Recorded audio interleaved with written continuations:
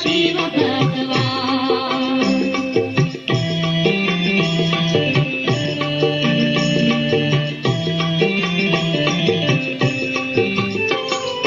इस युग में सृष्टि का रचता ब्रह्मा तन में आता है। बूढ़े ब्रह्मा तन के द्वारा दुनिया नई बनाता है। इस युग में सृष्टि का रचता ब्रह्मा तन में आता है। बूढ़े ब्रह्मा तन के द्वारा दुनिया नई बनाता है। निराकार साकार द्वारा करता है सबका वो कल्याण। इस युग में सृष्टि पर आते हैं परमात्मा शिव भगवान। हो मीठे शिव भगवान, प्यारे प्यारे शिव भगवान। युगों में पुरुषोत्तम युग संगम है जिसका नाम। इस युग में सृष्टि पर आते हैं परमात्मा शिव भगवान।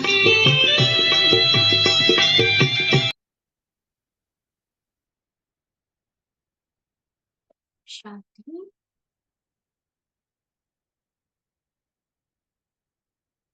कल्याणकारी पुरुषोत्तम संगम युग जो हम सभी आत्माओं को अर्थात पुरुषों को फिर से उत्तम बनाने का युग है। इस युग में जब खुद परमात्मा प्यारे शिव बाबा धरती पर आते, हमें मनुष्य से देवता बनने का सत्य ज्ञान देते, अपनी मीठी मीठी शिक्षाओं और दिव्य वरदानों के द्वारा हमें पुनः उस लायक बनाते जिससे हम स्वर्ग के अधिकारी बन सके। और उन देवता बनने की कंडीशंस में या कहे मर्यादाओं में सबसे मुख्य मर्यादा बाबा को याद करना, पवित्र जीवन जीना, शुद्ध खान पान, शुद्ध आहार, शुद्ध व्यवहार, ये सब हर तरह की शुद्धि की जो बाबा ने बातें कही है, विचारों तक की शुद्धि, कि विचार भी हमारे किसी के प्रति भी निगेटिव ना हो। और सबसे पॉजिटिव, सबसे पावरफुल विचार होता है बाबा की याद। और इसीलिए आज की मुरली के हिसाब से बाबा ने उसको सबसे प्रमुख मर्यादा कहा है। पवित्रता ये तो है ही हमारे ब्राह्मण जीवन की मर्यादा, दिनचर्या बाबा ने बताई है, संबंध हमें कैसे निभाने हैं ये सब स्पष्ट किया है बाबा ने। और जो जो आज्ञाएं दी है उसको निभाने के लिए बाबा हर पल हमारी मदद के लिए, हमें हर तरह का सपोर्ट देने के लिए हमेशा तैयार है। लेकिन इन मर्यादाओं पर हम कितना चलते हैं? बाबा की मुरली, आज की विशेष मुरली, इन मर्यादाओं का महत्व हमारे जीवन में बताते हुए उस पर चलने की हमें प्रेरणा दे रही है। 21 अप्रैल 1983 के बाबा के ये महावाक्य, जिसका सार है, संगम युगी मर्यादाओं पर चलना ही पुरुषोत्तम बनना है। संगम युगी मर्यादाओं पर चलना ही पुरुषोत्तम बनना है। सदा आत्मिक स्थिति में स्थित करने वाले, समर्थ स्थिति के हंस आसन पर स्थित करने वाले त्रिकालदर्शी अव्यक्त बाप दादा बोले, आज बाप दादा सर्व मर्यादा पुरुषोत्तम बच्चों को देख रहे हैं। किस दृष्टि से बाबा हमें देखते हैं? हो सकता है वर्तमान जीवन में अभी भी मर्यादाओं में कहीं ना कहीं हम गड़बड़ कर लेते हैं, ऊपर नीचे होते हैं, लेकिन बाबा क्या कह रहे हैं? ये सभी मेरे मर्यादा पुरुषोत्तम बच्चे हैं। वो जो हमारा भविष्य है उसी को बाबा हमारे वर्तमान में देखते हैं। और यही स्मृति अगर हम स्वयं भी रखें तो वैसा बनना बहुत इजी हो जाता है। तो बाबा कहते संगम युग की मर्यादाएं ही पुरुषोत्तम बनाती हैं। इसलिए मर्यादा पुरुषोत्तम कहा जाता है। इन तमोगुणी मनुष्य आत्माओं और तमोगुणी प्रकृति के वायुमंडल वाइब्रेशन से बचने का सहज साधन यह मर्यादाएं हैं। बहुत बड़ी बात बाबा ने कही है, ध्यान से समझेंगे और स्वीकार करेंगे। चारों तरफ कलयुग का जो तमोगुणी वातावरण है, पांचों तत्वों का तमोगुणी जो वायुमंडल बना हुआ है, तो अति तमो प्रधान जो आत्माएं हैं, उनके विकर्म है, उन विकारों का प्रभाव है। अगर इन सब से खुद को सुरक्षित रखना है तो उसका एक ही आधार हमारी मर्यादाएं। मर्यादाओं के अंदर रहने वाले सदा मेहनत से बचे हुए हैं। मेहनत तब करनी पड़ती है जब मर्यादाओं की लकीर से संकल्प, बोल व कर्म से बाहर निकल जाते हैं। कौन सा दृष्टांत याद आ रहा है? रामायण में दिखाते हैं ना, सीता जब तक मर्यादा की लकीर लक्ष्मण रेखा के अंदर थी तो रावण उसके अंदर प्रवेश नहीं कर सकता था। और जब प्रवेश ही नहीं कर सकता तो सीता को किसी भी तरह का नुकसान पहुंचाने की उसकी कोई हिम्मत ही नहीं हो सकती थी, पॉसिबिलिटी ही नहीं थी। जब वो एंटर ही नहीं कर सकता था, सीता के पास जा ही नहीं सकता था, तो ऑटोमेटिक सीता सुरक्षित थी जब तक लक्ष्मण रेखा के अंदर थी। लेकिन जैसे ही वो भ्रमित होकर, चाहे उसको साधु वेशधारी समझकर, वो जैसे ही मर्यादा की लकीर के बाहर निकली, तब कहते हैं कि वो उसे शोक वाटिका में ले गया। नहीं तो राम से दूर करने की शक्ति रावण में कहाँ थी? मर्यादा की लकीर के अंदर अगर हम बच्चे रहते हैं तो माया की वो हिम्मत ही नहीं पड़ सकती कि वो हम पर वार करे, या हमें किसी भी तरह की सेवा में, पुरुषार्थ में, संस्कार परिवर्तन में जितनी भी मेहनत लगती है ना, और कई बार फिर हमारी धारणाएं भी हमें मेहनत लगने लगती है, योग करना भी मेहनत लगने लगता है। ये सारी बातों का कारण क्या है? कहीं ना कहीं कोई ना कोई मर्यादा हमारी टूट रही है, तब मेहनत का अनुभव होता है। इसलिए बाबा स्पष्ट बोल रहे हैं कि मेहनत तब करनी पड़ती है जब मर्यादाओं की लकीर से संकल्प, बोल व कर्म से बाहर निकल जाते हैं। मर्यादाएं हर कदम के लिए बाप दादा द्वारा मिली हुई है।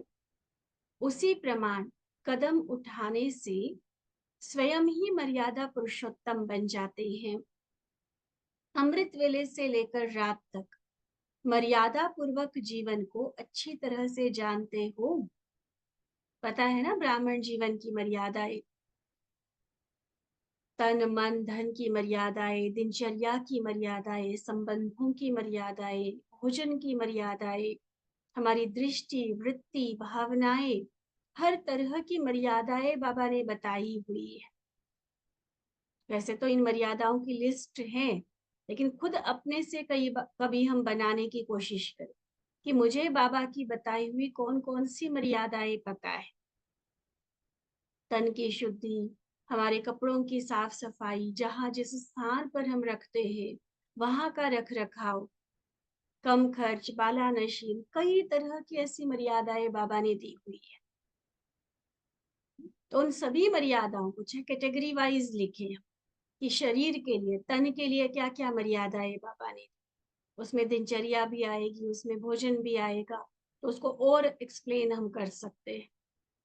फिर मन के लिए बाबा ने क्या क्या मर्यादाएं दी है, धन कमाने, खर्च करने से लेकर सफल करने तक क्या क्या मर्यादाएं दी है।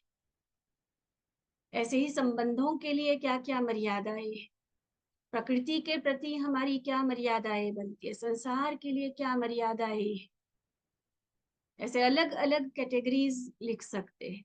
या और सूक्ष्म में जाकर भावनाओं के लिए क्या मर्यादा है, दृष्टि के लिए क्या मर्यादा, वृत्ति के लिए क्या मर्यादा है, स्मृति के लिए क्या मर्यादा है, वो सारी चीजें हम नोट करते चले और एक बार लिस्ट बनाकर फिर अपने आप को हम चेक भी करेंगे कि ये जो सारी मर्यादा है, जो बुद्धि के हिसाब से तो मुझे पता है, ज्ञान या थ्योरी के हिसाब से तो मैं जानती हूँ, लेकिन मेरे प्रैक्टिकल जीवन में सचमुच इन मर्यादाओं का 100% पालन मैं करती हूँ, या कहीं ना कहीं कोई परसेंटेज है, कहीं किसी मर्यादा को हम बिल्कुल अलबेले होकर चल रहे हैं, किसी का तो बहुत स्ट्रिक्टली पालन कर रहे, और किसी में ऐसे चल रहे हैं जैसे उससे कोई फर्क ही नहीं पड़ता।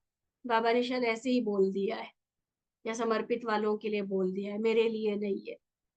कई मर्यादाओं को हम ऐसा भी सोच के चलते हैं। तो देखना ध्यान से उन मर्यादाओं को, बाबा ने कभी मर्यादाओं में वो नहीं किया है कि समर्पित के लिए ये है और गृहस्थियों के लिए ये है। जनरल सभी के लिए सभी मर्यादाएं सेम है। ठीक है, किसी किसी बात में गृहस्थियों को बाबा ने निभाने की बात भले कही है, लेकिन निभाने का मतलब ये नहीं कि हम मर्यादाएं तोड़ने बैठ जाए। मर्यादा हमारा सुरक्षा कवच है, और हर कदम के लिए बाप दादा द्वारा मर्यादाएं मिली हुई है। तो उसी प्रमाण कदम उठाने से स्वयं स्वतः ही मर्यादा पुरुषोत्तम बन जाते हैं। तो अमृत वेले से लेकर रात तक मर्यादा पूर्वक जीवन को अच्छी तरह जानते हो, फिर उसी प्रमाण चलना, यही पुरुषोत्तम बनना है। जब नाम ही है पुरुषोत्तम, पुरुषोत्तम अर्थात सर्व साधारण पुरुषों से उत्तम। कलयुगी दुनिया के लोग जो करते हैं वही मैं करूं, वैसे ही बोलूं, वैसा ही सोचूं, वैसे ही भोजन करूं, वैसे ही आहार व्यवहार में आऊं, वैसे ही हंसी मजाक या विकारी वायु वाली, विकारी बदबू वाली बातें हम करें, ये हम नहीं कर सकते। साधारण पुरुष, साधारण लोग, कलयुगी दुनिया के तमोगुणी लोग जो करते हैं, मैं मर्यादा पुरुषोत्तम आत्मा, मैं संगम युगी ब्राह्मण कुलभूषण आत्मा, उन तमोगुणी लोगों को फॉलो नहीं कर सकती।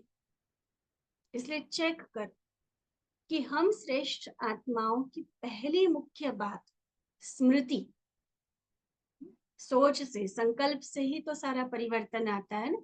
आधार है हमारी स्मृति। तो चेक करो कि पहली मुख्य बात स्मृति उत्तम है। स्मृति उत्तम है तो वृत्ति, दृष्टि, स्थिति स्वतः ही श्रेष्ठ है। तो स्मृति के मर्यादा की लकीर जानते हो। मैं भी श्रेष्ठ आत्मा, और सर्व भी, जिन आत्माओं के भी संपर्क में हम आते, जिनको देखते, जिनके साथ काम करते, जिनके साथ संबंध निभाते, चाहे लौकिक में है अलौकिक में है, सर्व के प्रति भी क्या दृष्टि रहे। जैसे मैं श्रेष्ठ आत्मा, ऐसे सर्व भी एक श्रेष्ठ बाप की संतान आत्माएं हैं। वैरायटी आत्माएं वैरायटी पार्ट बजाने वाली है। यह पहला पाठ नेचुरल रूप में स्मृति स्वरूप रहे, देह को देखते भी आत्मा को देखे। ये स्मृति की मर्यादा जो सबसे मुख्य आधार है हमारी। मैं आत्मा, दूसरे को भी आत्मा समझू, हर एक का पार्ट अलग अलग है। देह दिख रहा है लेकिन आत्मा के ऊपर नजर है। यह समर्थ स्मृति हर सेकंड स्वरूप में आए, स्मृति स्वरूप हो जाए। सिर्फ सिमरण में न हो कि मैं भी आत्मा, यह भी आत्मा, सिर्फ सोच तक सीमित नहीं, लेकिन स्वरूप बाबा कह कि मैं हूं ही आत्मा, यह भी है ही आत्मा। इस पहली स्मृति की मर्यादा स्वयं को सदा निर्विघ्न बनाती है। अब ये प्रयोग करने वाली बात, कई आत्माओं का जीवन विघ्नों में इतना उलझा हुआ रहता है कि कहते चाहते हुए भी हम कर नहीं पाते। तो वो इस अभ्यास को अपनाएं। आज बाबा ने स्पेशल निर्विघ्न बनने की ये युक्ति बताई है। कौन सी? आत्मिक वृत्ति। स्मृति हमेशा ये रहे कि मैं आत्मा और जिसके साथ भी मैं व्यवहार में आ रही हूँ वो भी बाबा की संतान, श्रेष्ठ आत्मा। तो इससे पहला क्या बताया बाबा ने फायदा कि इससे निर्विघ्न बनेंगे और औरों को भी इस श्रेष्ठ स्मृति के समर्थपन के वाइब्रेशन फैलाने के निमित्त बन जाते। मतलब मैं तो देह भान से निकलकर निर्विघ्न बनूंगी ही बनूंगी, लेकिन अन्य आत्माएं, उनको भी हम कहीं ना कहीं उसी श्रेष्ठ स्मृति में टिकाने के लिए मददगार बनेंगे। वो वाइब्रेशंस फैलेंगे जिस स्मृति में मैं आत्मा टिकी हुई हूँ, क्योंकि ये अपने आप में बहुत पावरफुल स्मृति है। तो नेचुरली वो अन्य आत्माओं पर वो प्रभाव डालेगी। कुछ देर के लिए ही सही, वो आत्माएं भी अपने देह भान से निकलकर आत्मिक स्थिति में, समर्थ स्थिति में टिक सकती है, जिससे वह भी निर्विघ्न बन जाते हैं। बाबा कहते पांडव सेना मिलन मनाने तो आई है, लेकिन मिलन के साथ साथ पहली मर्यादा के लकीर का फाउंडेशन स्मृति भव का वरदान भी अब साथ लेते जाना। स्मृति भव ही समर्थ भव है। स्मृति से ही समर्थी आएगी। संकल्प श्रेष्ठ होंगे तो स्थिति भी शक्तिशाली बनेगी। जो भी कुछ सुना उसका एसेंस क्या ले जाएंगे? एसेंस अर्थात सार है स्मृति भव, स्मृति स्वरूप भव। इसी वरदान को सदा अमृत वेले भी रिवाइज करना। हर कार्य करने के पहले इस वरदान के समर्थ स्थिति के आसन पर बैठ निर्णय करो कि व्यर्थ है या समर्थ है, फिर कर्म में आना। क्या क्या बताया बाबा ने? स्मृति भव का वरदान बाबा से पहले तो ले लो, जो कि सार है सारी शिक्षाओं का। फिर हर रोज अमृत वेले इस वरदान को रिवाइज करना। जैसे बीज को सींचना होता है ना, पानी देना होता है, तो रोज अमृत वेले उसको रिवाइज करना। फिर जो भी कर्म हम करते हैं उस हर कर्म करने से पहले इस वरदान को फिर से याद कर लेना और वरदान के आधार पर समर्थ स्थिति बनाकर फिर किसी भी बात का डिसीजन लेना। ये व्यर्थ है, समर्थ है, मुझे करना है, नहीं करना है, और उसी हिसाब से फिर कर्म में आओ। कर्म करने के बाद फिर से चेक कर कि कर्म का आदि काल और अंत काल तक समर्थ रहा।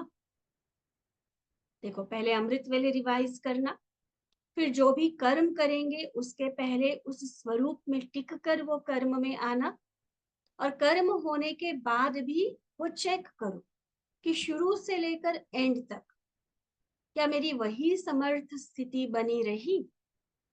नहीं तो कई बार शुरू में तो बाबा की याद रहती है, चाहे भोजन कर रहे, कोई कर्म कर रहे हैं, लेकिन धीरे धीरे हम कर्म कॉन्शियस हो जाते हैं।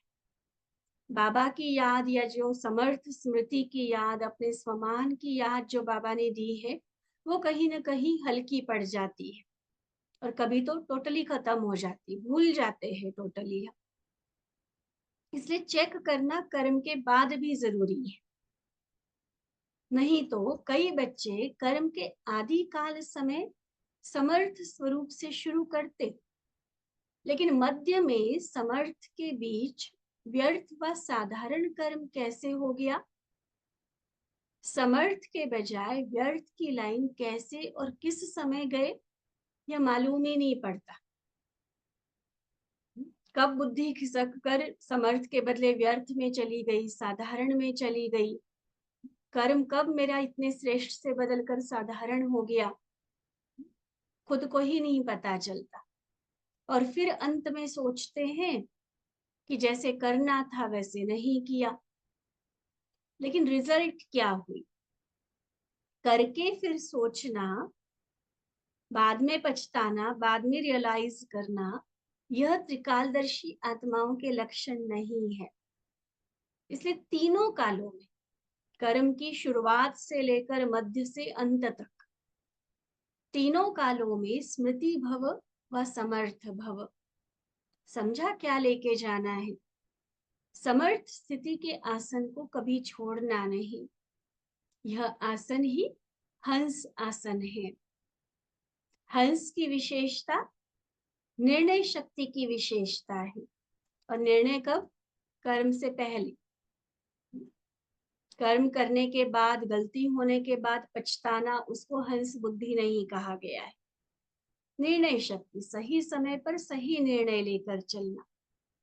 ऐसी निर्णय शक्ति द्वारा सदा ही मर्यादा पुरुषोत्तम स्थिति में आगे बढ़ते जाएंगे। यह वरदान, आसन और यह ईश्वरीय टाइटल मर्यादा पुरुषोत्तम का सदा साथ रहे। आसन भी और टाइटल भी। जैसे बड़े बड़े महामंडलेश्वर शंकराचार्य होते हैं ना, उनको सिंपल नाम से कोई बुलाए मतलब ही नहीं होता ना, पूरा उनकी जो वो उपाधि होती है उसको पूरा लगाया जाता है। श्री श्री श्री 1008 महामंडलेश्वर शंकराचार्य, जो भी, फिर जाकर उनका कहीं नाम आएगा, फिर नाम के आगे भी महाराज लगेगा, स्वामी लगेगा, है ना। तो वो हो गया टाइटल, और फिर वो आसन भी अपना जरूर साथ ले जाते हैं। तो बाबा हमें भी पक्का करा रहे, टाइटल भी याद रहे और आसन भी साथ रहे। टाइटल कौन सा? संगम युगी मर्यादा पुरुषोत्तम आत्मा। और आसन है हंस आसन। सदा निर्णय शक्ति काम करती रहे। अच्छा, आज तो सिर्फ बधाई देने का दिन है। सेवा पर जा रहे हैं तो बधाई का दिन है ना। तो लौकिक घर नहीं, लेकिन सेवा स्थान पर जा रहे हैं। बगलों के बीच भी जा रहे हो, लेकिन सेवा अर्थ जा रहे। ठीक है, हंसों की मंडली में रहना, मधुबन में होते हैं, सेंटर पर होते हैं, सारा ही सारा हंसों का संगठन होता है।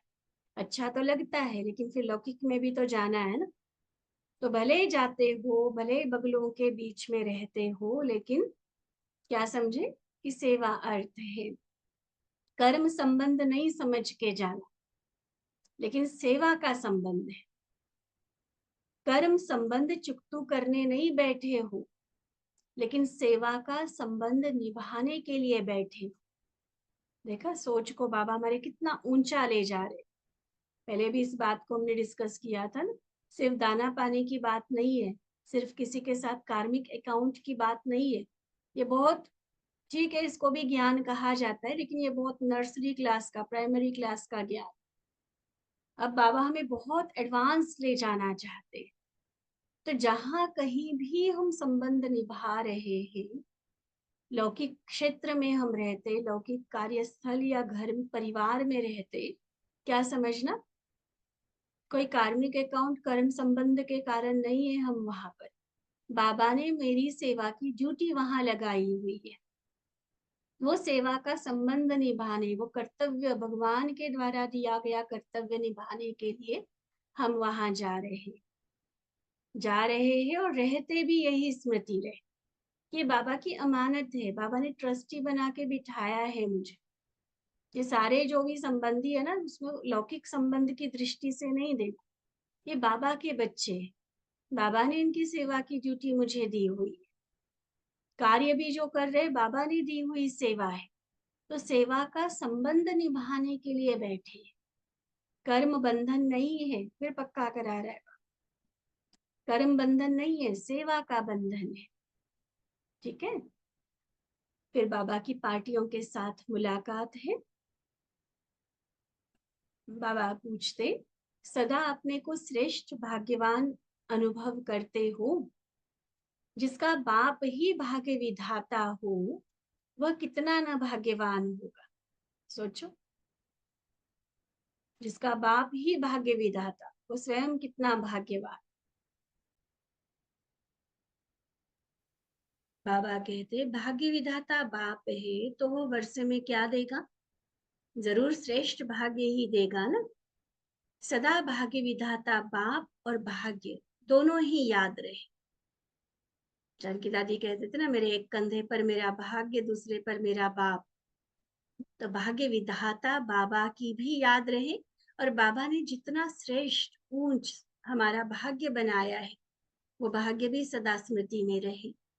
जब अपना श्रेष्ठ भाग्य स्मृति में रहेगा, तब औरों को भी भाग्यवान बनाने का उमंग उत्साह रहेगा, क्योंकि दाता के बच्चे हो।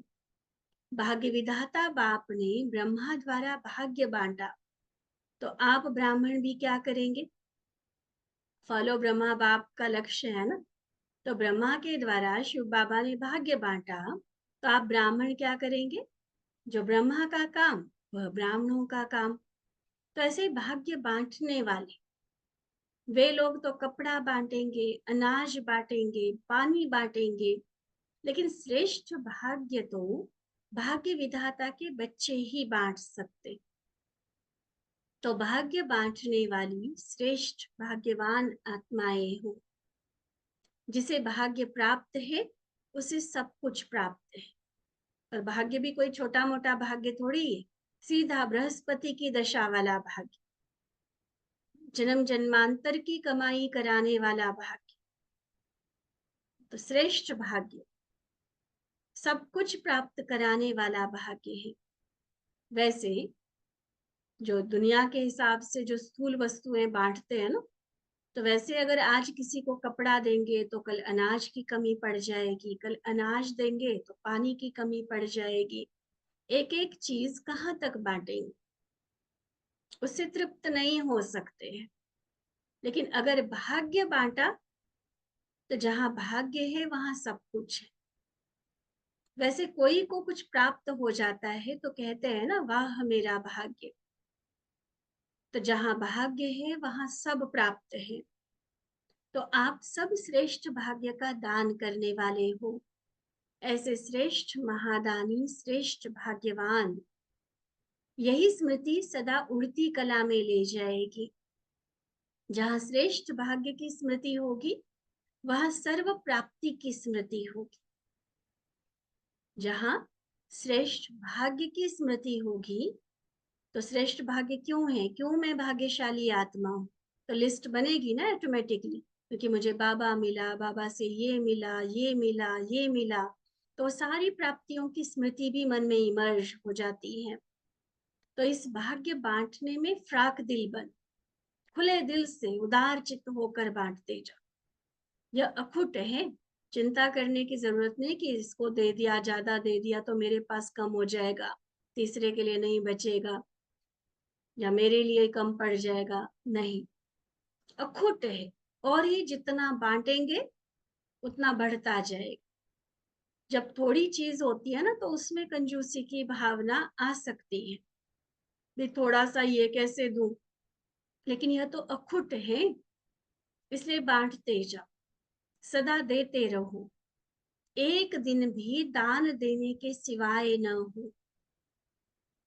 सदा के दानी सारा समय अपना खजाना खुला रख सकते हैं, एक घंटा भी दान बंद नहीं करते। तो ब्राह्मणों का काम ही है सदा विद्या लेना और विद्या का दान करना। तो इसी कार्य में सदा तत्पर रहो। दूसरा ग्रुप बाबा के सामने, सदा अपने को संगम युगी हीरे तुल्य आत्माएं अनुभव करते हो। आप सभी बच्चे सच्चे हीरे हैं ना। हीरे की बहुत वैल्यू होती है। आपके ब्राह्मण जीवन की कितनी वैल्यू है, इसलिए ब्राह्मणों को सदा चोटी पर दिखाते हैं। चोटी अर्थात ऊंचा स्थान। देखो, चोटी दोनों चीजों को कहा जाता है। एक तो बालों का जो ब्राह्मण लोग रखते हैं, ऊपर होती है ना चोटी। हाँ, तो एक तो चोटी वो हो गई, वो भी शरीर के हिसाब से सबसे ऊपर का स्थान। और चोटी माना पहाड़ की चोटी भी कहा जाता है, जो हाईएस्ट पीक होता है, तो वो भी सबसे ऊंचा होता है। तो चोटी अर्थात ऊंचा स्थान। वैसे ऊंचे हैं देवता, प्राप्तियों के हिसाब से, सुख के हिसाब से देखा जाए, प्रैक्टिकल जीवन के हिसाब से, सुखों के हिसाब से देखा जाए तो देवता ऊंचे हैं। लेकिन देवताओं से भी ऊंच तुम ब्राह्मण हो, क्योंकि बाप के साथ है ना। तो ऐसा नशा रहता है, मैं बाप का, बाप मेरा, यही ज्ञान है ना। यही एक बात याद रखनी है, सदा मन में यही गीत चलता रहे, जो पाना था वह पा लिया। मुख का गीत तो 1 घंटा भी गाएंगे ना तो थक जाएंगे, लेकिन यह गीत गाने में, कौन सा गीत? मन का गीत, मैं बाबा का बाबा मेरा, जो पाना था वो पा लिया। यह गीत गाने में कभी थकावट नहीं होगी। बाबा का बनने से सब कुछ बन जाते हो। डांस करने वाले भी, गीत गाने वाले भी। देखो बाबा क्या क्या बना देता है हमें। 16 कला संपूर्ण वैसे वाले तो सतयुग में बनेंगे, लेकिन अभी बाबा हर कला भर देता है हमारे अंदर। क्या क्या बन जाते बाबा का बनने से? डांस करने वाले भी, खुशी का डांस करना सबको आता है ना। शरीर भले किसी का चले ना चले, मन तो खुशी में नाचता है ना। तो डांस करने वाले बन गए, गीत गाने वाले बन गए, रोज गीत गाते, वाह बाबा वाह, मैं बाबा का बाबा मेरा, या पाना था सो पा लिया, तो गीत गाने वाले बन गए। फिर चित्रकार भी बन गए, प्रैक्टिकल अपने फरिश्ते का चित्र बना रहे हो। बुद्धि योग द्वारा कितना अच्छा चित्र बना लेते। देखो मन के विजन के साथ कितना अच्छा हम चित्र बना लेते हैं। मैं फरिश्ता, चमकीली काया वाला, सुनहरे पंखों वाला, उड़ता जा रहा हूँ। फिर सूक्ष्म वतन भी देखते, परम धाम भी देखते। तो मन से चित्रण करना, विजुलाइज करना, ये सबको आता है ना, इसलिए चित्रकार भी बन गए। तो जो कहो वह सब कुछ हो। बड़े से बड़े बिजनेसमैन भी हो, मीलों के मालिक भी हो, कितना बड़ा बिजनेस बाबा ने सिखा दिया। और अपना ही सिर्फ प्रॉफिट नहीं, दूसरों को भी प्रॉफिट कमवा के दे देते हैं, है ना। जो भाग्य बांटने की बात बाबा ने कही। तो मीलों के मालिक भी हो तो सदा अपने इस ऑक्यूपेशन को स्मृति में रखो। कभी खान के मालिक बन जाओ, कभी आर्टिस्ट के मालिक बन जाओ, कभी डांस करने वाले बन जाओ। बहुत रमणीक ज्ञान है, सूखा नहीं है। ठीक है, कईयों को बड़ा सूखा लगता है ज्ञान, उनको आता नहीं है ज्ञान का मंथन करना। ऐसे रमणीकता से उस गहराई में जाना नहीं आता है। वैरायटी अनुभव करते रहो रोज। एक ही बस बिंदी के साथ बिंदी बन के बैठ जाते हो ना, फिर लगते कि बड़ा रूखा ज्ञान है, फिर मुरली भी मिस करना शुरू कर देते हैं। योग में भी वो इंटरेस्ट, वो मजा नहीं आता है। इसलिए बाबा कितना रमणीक तरीके हमें सिखा रहे थे। कोई सूखा ज्ञान नहीं है। कई कहते हैं ना, क्या रोज यही आत्मा परमात्मा का ज्ञान सुनते रहे? लेकिन यह आत्मा परमात्मा का सूखा ज्ञान नहीं है, बहुत रमणीक ज्ञान है अनुभव सबको। कितना रमणीक तरीके से बाबा हर बात समझाते। देखो कभी कौन से एग्जाम्पल्स देंगे, कभी कोई कहानी सुना देंगे, कभी देखो ऐसे ऐसे टाइटल्स बाबा दे देते हैं। कितनी तरह की योग की विधियां बाबा ने हमें सिखा दी। हजारों तो बाबा ने हमें स्वमान टाइटल्स दिए हैं। उस एक एक टाइटल का ही स्वरूप में अनुभव करते जाओ, देखो कितने वैरायटी अनुभव हो जाएंगे। तो सूखा ज्ञान नहीं है ये, बहुत रमणीक ज्ञान है। सिर्फ रोज अपना नया नया टाइटल याद रखो कि मैं आत्मा तो हूं, लेकिन कौन सी आत्मा हूं। टाइटल दिए है ना बाबा ने कितने सारे। कभी आर्टिस्ट की आत्मा हूँ, कभी बिजनेसमैन की आत्मा हूँ। ऐसे रमणीकता से आगे बढ़ते रहो। बाबा भी रमणीक है ना। देखो कभी धोबी बन जाता, कभी विश्व का रचयिता, कभी ओबीडियंट सर्वेंट।